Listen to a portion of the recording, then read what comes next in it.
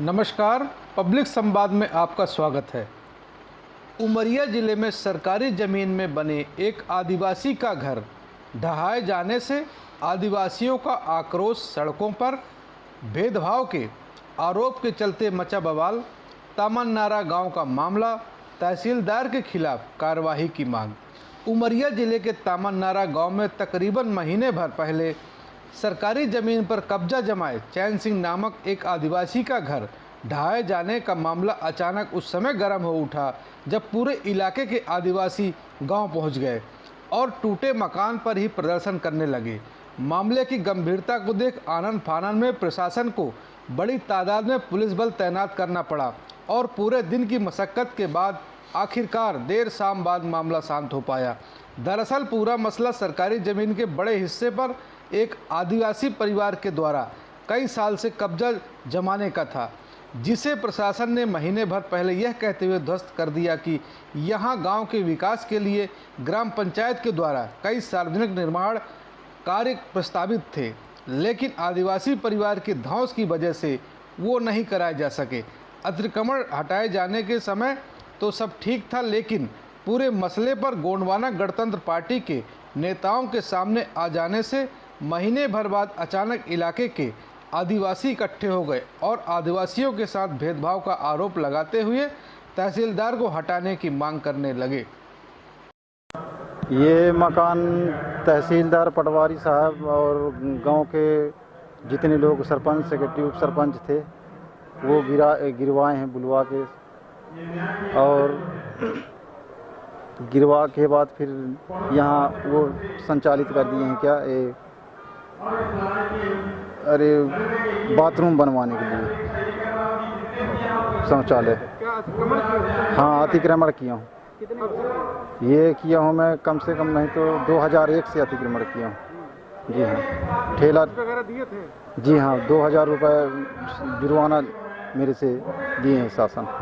20 साल तकरीबन 1999 से 2020, आज का समय 2020 है, और उन्होंने इसमें जो चैन सिंह के पिताजी है उसके नाम से पहले बेदखली का नोटिस आया था, उसका भी जुर्माना भरपाई किया गया है, और इसके बाद स्वयं चैन सिंह के माध्यम से भी उसका जुर्माना भरपाई अभी 2000 का किया गया था 2019 में।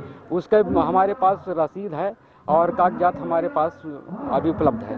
अरे जितने आदिवासी जो नेता बन के और हम चुनकर भेजते हैं वो तो अंधे, लंगड़े और लाचार, जो न सुन सकता है, न देख सकता है, न बोल सकता है, न कुछ कर सकता है, उस प्रकार का जो है हमारे विधायक मंत्री हैं। ये सब हमारे आदिवासियों का हक अधिकार के लिए और हमारे जो मतलब कहना चाहिए कि जो शोषण हो रहा है, जो हमको विकास होना चाहिए, ये हमको न जानकारी देते हैं, न हमारे बीच में आते हैं।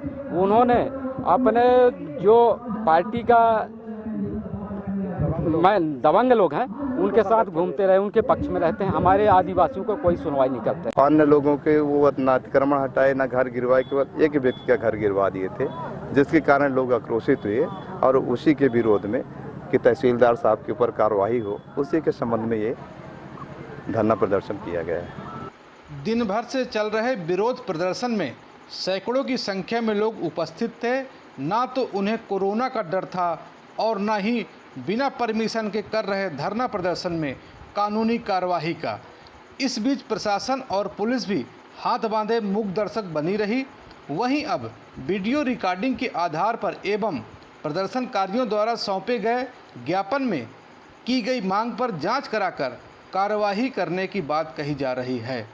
8 सूत्री मांगे हैं उनकी, 8 सूत्री का ज्ञापन उनके द्वारा सौंपा गया है और उनके ज्ञापन प्राप्त कर लिया गया है। उनके आवेदन पर विचार करके जो भी वैधानिक कार्रवाई की जाए।